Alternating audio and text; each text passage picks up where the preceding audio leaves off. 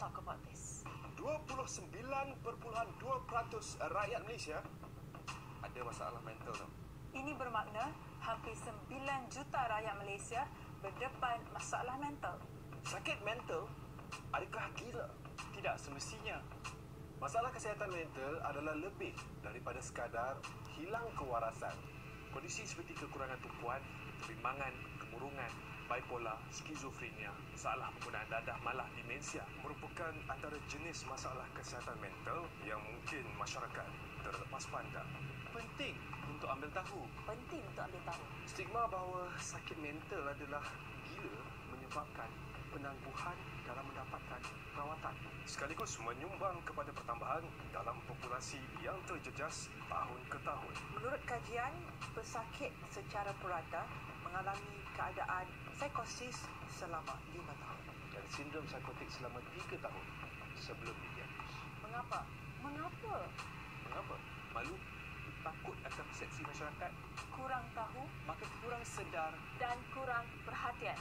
10 Oktober 2016 merupakan Hari Kesedaran Kesihatan Mental Sedunia. Dan kami mahu anda ambil tahu. Siapa tahu orang di sekeliling anda mungkin dalam ratusan terjejas. Anda perlu tahu respon terbaik, respon yang terbaik untuk ubat. Sakit mental bukan gila. It's okay not to be okay. Let's talk about it.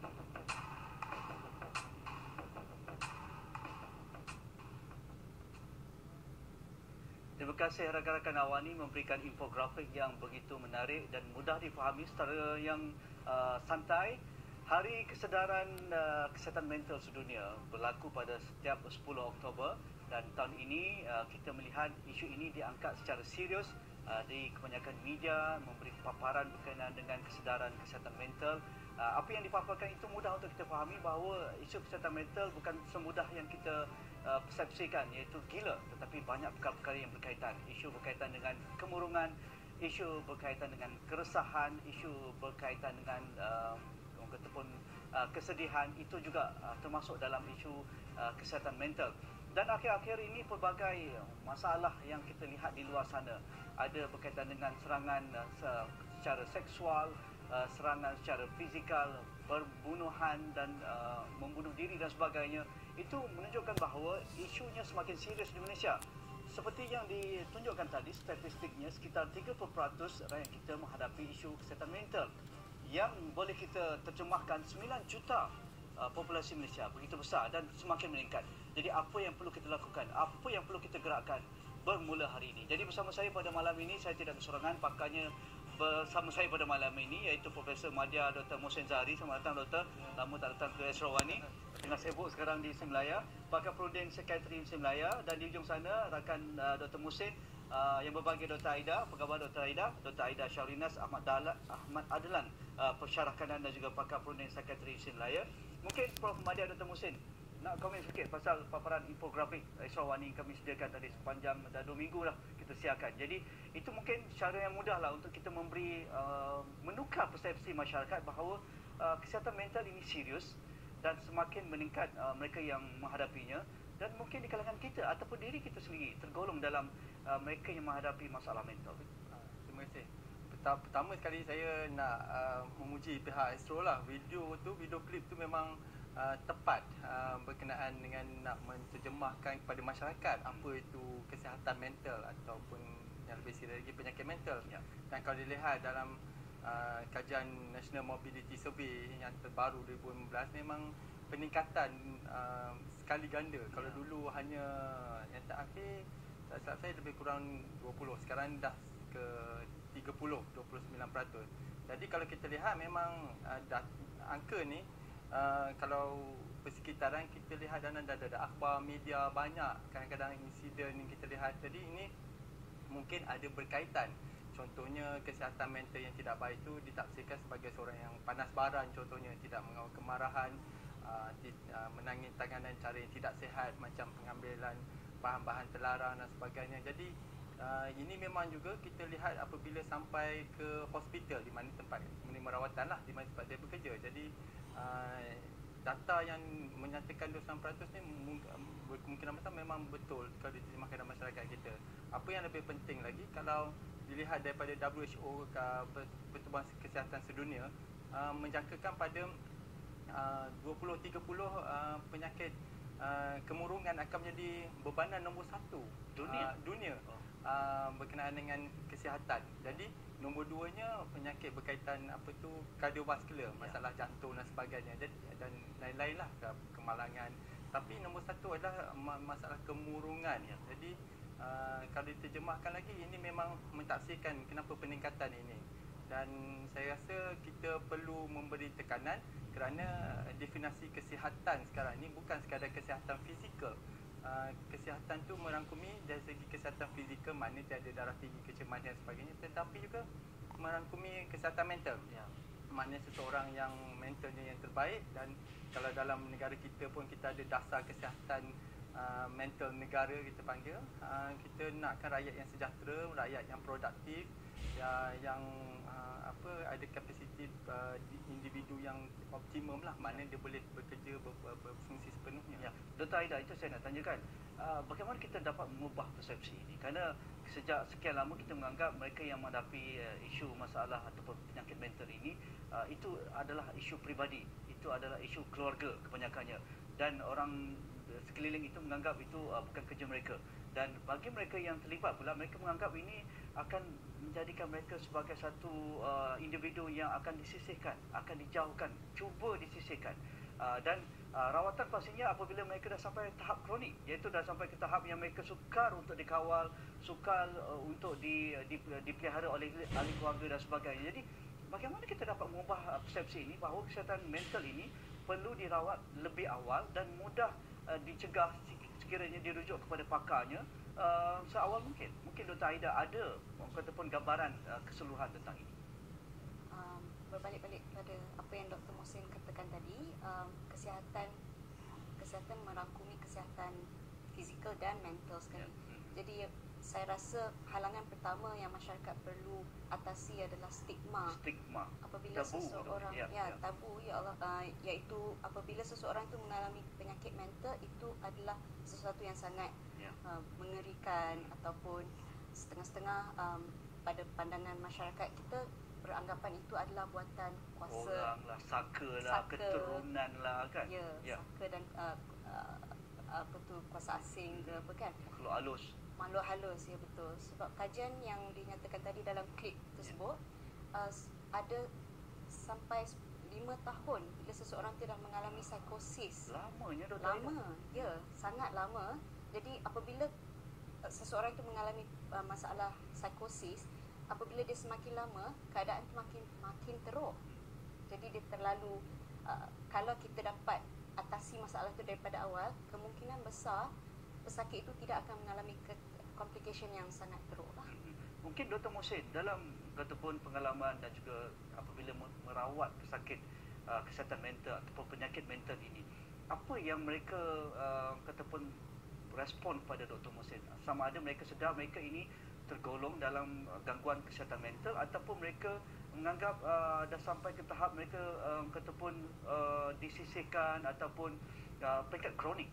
Kalau lihat dalam pesakit ni, kalau saya masukkan ni penyakit mental lah yang ada tekanan kemurungan, atau kita panggil bipolar, yang bipolar dalam bahasa kita, schizophrenia dan sebagainya. Memang kita ada pesakit ni agak ramai lah, yang majoritinya mewakili daripada penyakit yang jenis kita sebutkan tadi. Dan mereka ni ada setengahnya dia memang tiada insight, tak ada rasa sakit. Sebenarnya itu satu mungkin daripada features penyakit tu. Dia tak rasa, kalau dia dengar suara, dia tak kata suara itu bukan betul. Dia memang menghayati dan menerimanya seadanya. Suara gaib lah senang kita cakap. Dan contoh-contoh lain lah, nampak benda-benda dan sebagainya. Jadi itu kecabaran dia. Jadi mereka tak rasa sakit atau ada masalah. Tapi peranan keluarga, contoh seorang yang nampak kemurungan, nampak menyisih diri, bercakap pasal menyatakan selamat tinggal pada keluarga lah, ataupun gangguan tidur, kurang selera makan, ini masalah yang kita kata kadang-kadang kita anggap sebagai masalah biasa. Tapi ahli keluarga pasti dapat memahati pergerakan ini biasanya orang yang terhampir dengan individu ni dapat membezakan, saya rasa.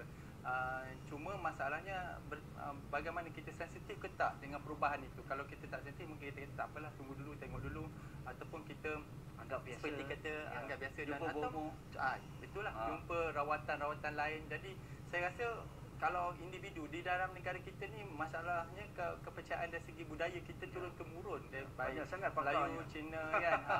Jadi rawatannya, jadi sebenarnya rawatan tu tak ada pembuktian, tapi dari segi kami ada buat pendidikan dan memang ada impact. Sebab apa yang paling penting sebenarnya, kalau macam dah 5 tahun kita cakap tadi, pemulihan tu agak sukar, tapi kalau baru berapa bulan, itu sebab kita menekankan sekarang pengesanan awal di sekolah ke di mana-mana. Jadi pada peringkat awal tu kita kesan dan kita rawat, insya-Allah boleh balik fungsi dia seoptimum mungkin lah, bergantung pada tahap keterukan dia. Tapi kalau dah 5 tahun, kalau kanser tu pun dah teruk dah penyakit tahap 4 dah, tahap 4. Macam mana nak pulihkan 100%? Ini penting dalam keadaan kita menghadapi situasi mungkin tidak berapa selesa ketika inilah, dengan ekonomi tidak berapa bagus, peluang pekerjaan semakin terhad, dan kita lihat juga kita terpaksa bersaing dengan warga asing untuk mendapatkan peluang-peluang yang tertentu dalam sektor ekonomi dan sebagainya. Jadi mungkin inilah juga ketikanya begitu kritikal untuk kita memastikan keselesaan rakyat kita dan individu di kalangan ahli keluarga kita.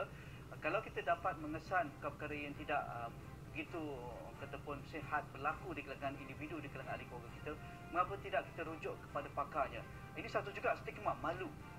Malu menganggap kita ada masalah berhadapan dengan isu kesihatan mental. Kita lihat yang pertama, jumpa lagi semasa. Kita perlu bergerak secara aktif dan berterus terang dalam isu memberi kesedaran tentang kesihatan mental, dan kebetulan berada di bulan kesedaran mental ini, kita perlu mengambil peluang ini. Dan saya anggap topik ataupun wacana kami pada malam ini serius, dan mungkin di kalangan kita ataupun di kalangan ahli keluarga kita ada isu-isu yang kami bincangkan pada malam ini. Kalau kita lihat, Dr. Muhsin, impak sosial terhadap saya rasa bukan sosial saja, isu ekonomi, isu ataupun kesejahteraan hidup akan berkait antara satu sama lain. Bayangkanlah kalau ahli keluarganya mungkin tak ramai, ada 3 orang. Bayangkan kalau seorang tu terpaksa menghadapi isu masalah mental, kemurungan ataupun keresahan dan ataupun seumpama dengannya.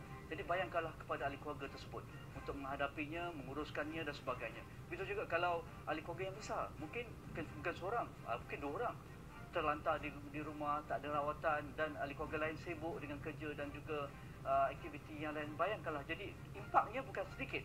Dan yang kroniknya apabila kita dengar di media itu macam-macam, betul kan, menyebabkan pembunuhan, menyebabkan ataupun ancaman fizikal dan sebagainya. Komen Dr. Muhsin. Memang kalau ikutkan setiap individu yang ada masalah gangguan mental, pertama diri dia sendiri, produktiviti dia, kerja dia, social interaction dia memang terganggu. Dan kalau dah ada penyakit tu, keluarga dan individu yang terhampir juga akan terganggu dengan terkesan daripada akibat penyakit itu. Sebab macam contohnya kalau dia ada penyakit, ada keluarga ada penyakit, individu lain mungkin kena supervise ubat contohnya. Compliance ubat ni penting, sebab kalau ubat tidak diikut seperti yang disarankan, ini kadang-kadang walaupun dia pergi dapat rawatan tapi tak makan ubat, penyakit itu tetap jadi tak mujarab juga. Jadi ini impaknya. Jadi kalau dilihat dari segi ekonomi, tadi individu itu satu dah terganggu, dan keluarga juga ada impak ekonomi dekat situ.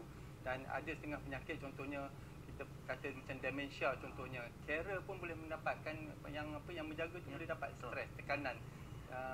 Saya juga ada beberapa macam pesakit yang di keluarga lain juga menerima masalah tekanan sampai dapat kemurungan sebab menjaga penyakit. Saya pun ada sebagai ahli keluarga juga. Jadi ini cabaran dia dalam merawat. Cuma macam mana menangani tekanan kalau dari pihak keluarga tadi? Contohnya ada di negara-negara maju, dia ada perkumpulan support group, contohnya kumpulan sokongan. Ini penting. Social worker, kita nampak macam ringan saja, tapi yang mereka mengalami ini satu tekanan dan bebanan. Dan kumpulan sokongan ini contohnya boleh bertukar-tukar fikiran, penting. Dan kalau dalam kumpulan sokongan ni semuanya mengalami masalah sama, jadi bertukar-tukar idea macam mana menangani masalah. Mereka pernah alami kan, berkongsi pengalamannya. Jadi mereka boleh melihat cara keluarga yang lain menangani masalah. Jadi sekurang-kurangnya mengurangkan tekanan. Keduanya kalau tertekan pun sama ada mana-mana individu, cara meluahkan perasaan tu penting juga. Jadi di platform yang betul, bukan dekat Facebook ke apa-apa kan. Dengan platform yang betul tu penting. Jadi itu pun satu daripada kaedah tu lah bila kumpulan sokongan tadi. Jadi ini kalau dilihat dari segi impact daripada keluarga dan juga individu yang mengalami gangguan tadi.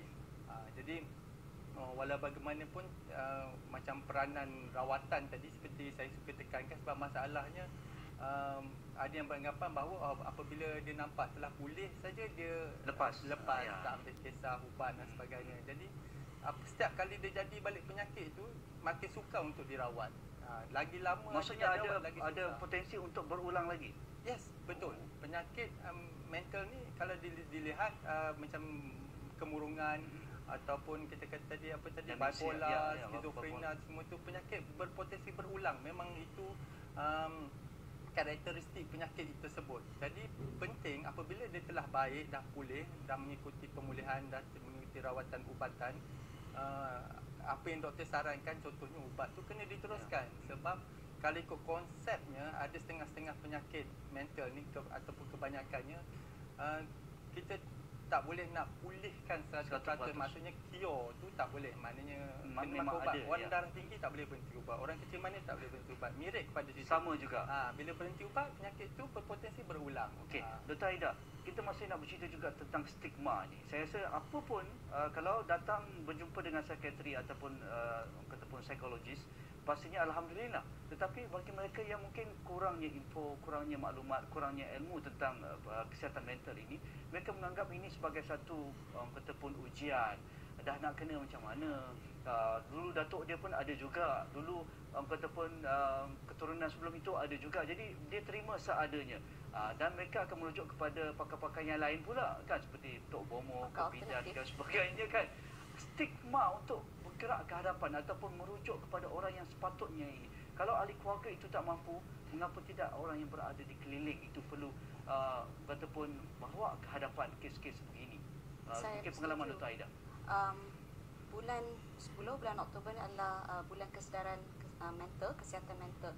Jadi bagaimana kita nak menangani stigma, saya rasa langkah pertama adalah untuk mewar-warkan kepada rakyat yang penyakit mental adalah salah satu penyakit medikal yang lain.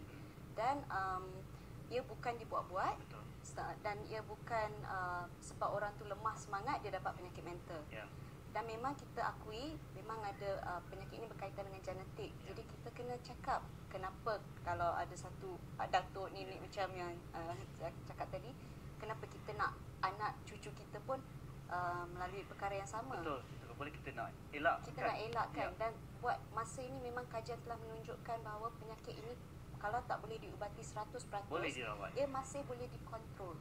Boleh dikawal. Boleh dikawal. Jadi saya rasa pendekatan utama keluarga itu sendiri. Apabila telah mengetahui ahli keluarga tu terdapat perubahan dari segi kelakuan, emosi dan tingkah laku, dia lebih peka dan cuba untuk bertanyakan tentang perubahan tersebut. Sekarang macam-macam platform lah saluran ya.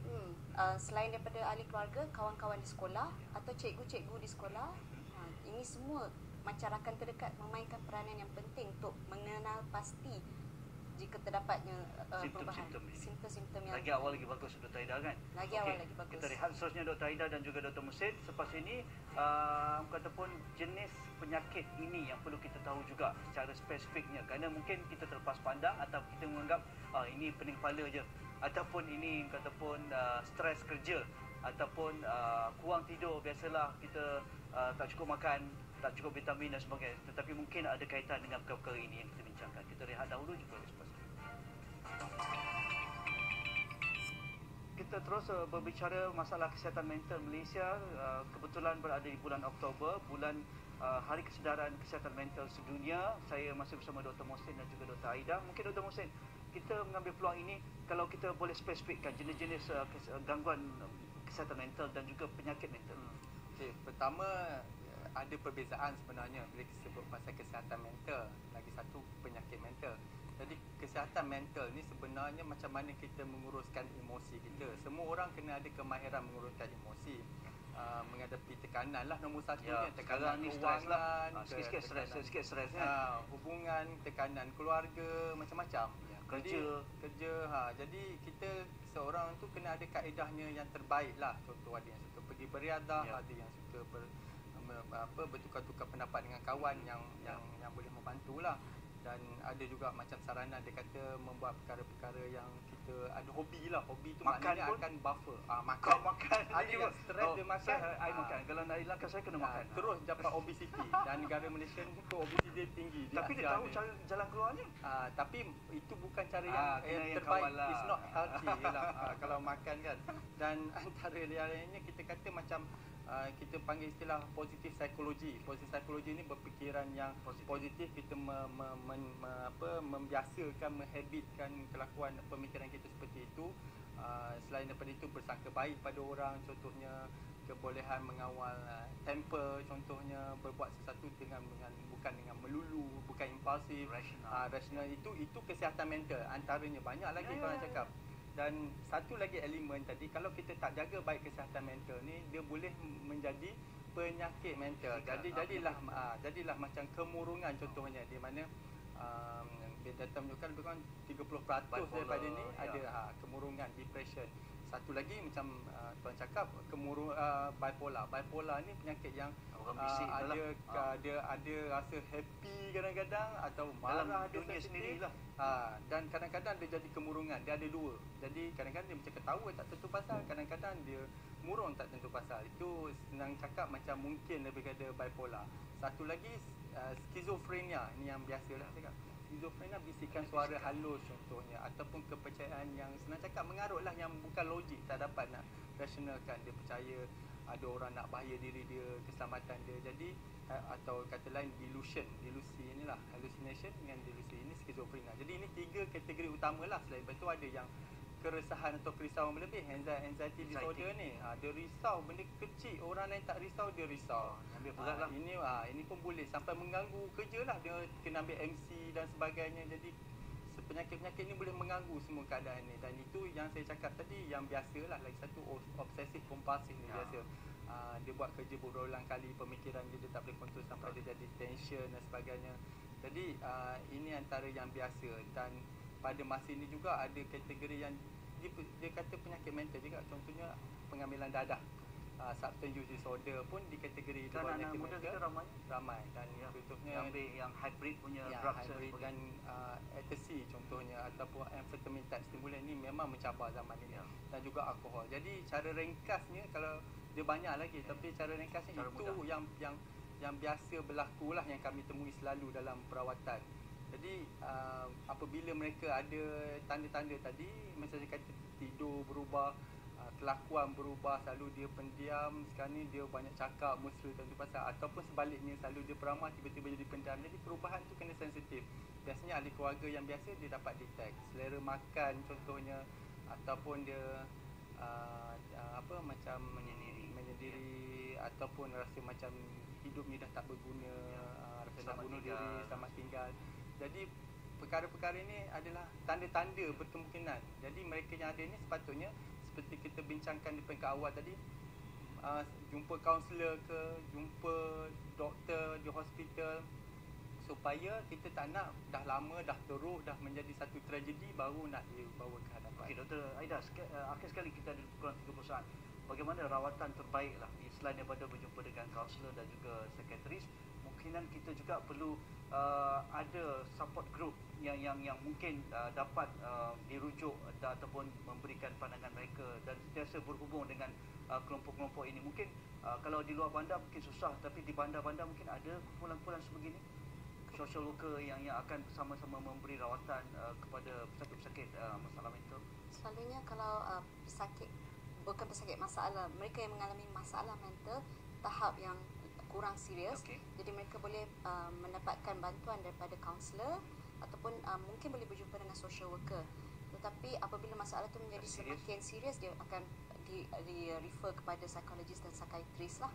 Jadi saya berpendapat apabila seseorang telah menunjukkan sesuatu perubahan dari segi sikap ataupun kawan-kawan sekeliling memainkan peranan yang penting untuk mengetengahkan masalah itu sebab kadang-kadang apabila mereka sendiri berada dalam keadaan yang tertekan, mereka tak sedar yang mereka itu sedang mengalami sesuatu masalah. Okey, saya rasa kita perlu sensitif Dr. Aida. Maksudnya rakan kita, anak-anak kita, suami ataupun isteri, itu yang paling mudah untuk kita kesan apa juga perubahan yang berlaku di kalangan orang yang berada di sekeliling kita. Dan untuk itu juga di Malaysia Melaya ada sebulan pameran pameran Hari Kesedaran Kesihatan Mental Sedunia di Malaysia Melaya. Anda boleh Google maklumatnya di mana dan juga lokasi spesifiknya. Jika ada sebarang pandangan anda tentang topik kami yang kami bincangkan pada malam ini, hantarkan ke platform sosial media kami dan juga jangan lupa buat turun aplikasi eswawani.com di App Store dan juga Google Play Store. Sekian, terima kasih kepada Dr. Musin, terima kasih kepada Dr. Aida. InsyaAllah kita jumpa lagi ya. Assalamualaikum, kita jumpa lagi. Terima kasih.